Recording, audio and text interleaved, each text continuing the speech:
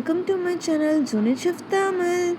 வாங்க இந்த வீடியோவில் இட்லி தோசைக்கெல்லாம் சொன்ன காம்பினேஷனாக இருக்கக்கூடிய கத்திரிக்காய் கடையல் எப்படி செய்யலான்னு பார்க்கலாம். அதுக்கு நான் முதல்ல ஒரு கடாயை சூடுபடுத்திக்கிறேன். அது கூட எண்ணெய் ஆட் பண்ணிக்கிறேன். எண்ணெய் நல்லா காய்ச்சதுக்கப்புறம் நீள்வாக்கில் கட் பண்ண வெங்காயம் சேர்த்து அதை நல்லா வதக்கிக்கிறேன். அது நல்லா வதங்கட்டும், அது வரைக்கும் நம்ம வெயிட் பண்ணலாம். கலர் நல்லா சேஞ்ச் ஆகணும். இப்போ கொஞ்சம் கொஞ்சமாக கலர் சேஞ்ச் ஆக ஆரம்பிச்சிருச்சு. நல்லா வதக்கிட்டு அது கூட நம்ம கட் பண்ணி வச்சுருக்க டொமேட்டோஸும் ஆட் பண்ணிக்கலாம். தக்காளி சேர்க்கும்போது அது கூடவே நம்ம உப்பு சேர்த்து வதக்கினா சீக்கிரம் வதங்கிடும். அதுக்காக நான் கொஞ்சம் மட்டும் உப்பு ஆட் பண்ணிக்கிறேன். இது ரெண்டுமே நல்லா வதங்கி வரணும், அது வரைக்கும் நம்ம வதக்கலாம். சைட்லேயே நான் குக்கரில் கடையிறதுக்கு என்னென்ன தேவையோ அதெல்லாம் போட்டுட்ருக்கேன். நான் எப்போ செஞ்சாலுமே சாம்பார் என்ன பண்ணாலுமே துவரம்பருப்பு பாசிப்பருப்பு ரெண்டையுமே சேர்த்து தான் செய்வேன். டேஸ்ட் ரொம்பவே நல்லாயிருக்கும். கொஞ்சம் துவரம்பருப்பு அது கூட பாசிப்பருப்பையும் நான் சேர்த்து ஆட் பண்ணி தண்ணியில் அலசி எடுத்து வச்சுக்கிறேன். இப்போ அலசியாச்சு. அது கூட நம்ம ஏற்கனவே தாளித்து வச்சுருந்த வெங்காயம் தக்காளி அதை நம்ம சேர்த்துக்கலாம். இப்போது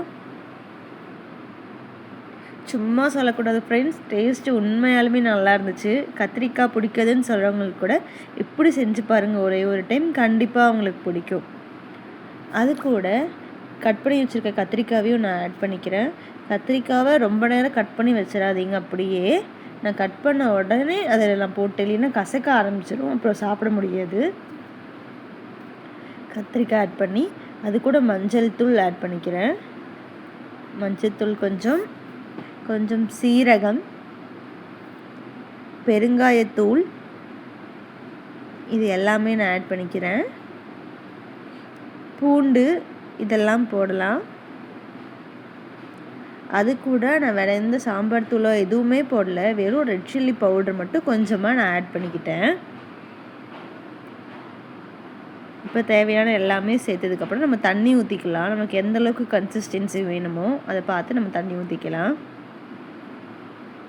தண்ணி ஊற்றி இப்போ குக்கர் க்ளோஸ் பண்ணி வச்சாச்சு.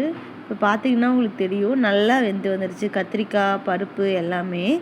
இப்போ நம்ம உப்பை ஆட் பண்ணிக்கலாம். ஃபஸ்ட்டு தக்காளி கூட நான் ரொம்ப கம்மியாக தான் சால்ட் ஆட் பண்ணேன். இப்போ எவ்வளோ தேவையோ அவ்வளோ போட்டு நல்லா கடைஞ்சிக்கலாம். நல்லா கடைஞ்சதுக்கப்புறம் தாளிப்புக்கு சைட்லேயே நான் ஒரு கடாய் வச்சுக்கிறேன். ஆல்ரெடி நான் வெங்காயம் தக்காளி வதக்கினேன், அதே கடாயில் தான் செய்கிறேன். எண்ணெய் ஊற்றிட்டேன். அதுக்கப்புறம் எண்ணெய் காய்ச்சதுக்கப்புறம் கடுகு போடுறோம். கடுகு நல்லா வெடித்ததுக்கப்புறம் சீரகம் ஆட் பண்ணுறோம். இப்போ நல்லா கடுகு பொரிய ஆரம்பிச்சிச்சு. இது கூட நான் சீரகம் ஆட் பண்ணுறேன். அது கூடயே 2 வரமிளகாவும் நான் ஆட் பண்ணிக்கிறேன். தாளிப்புக்கு இது போதும். இப்போ தாளித்த இந்த இதை எடுத்து ஆல்ரெடி கடைஞ்சி வச்சுருக்க பருப்பில் நம்ம ஊற்றிடலாம்.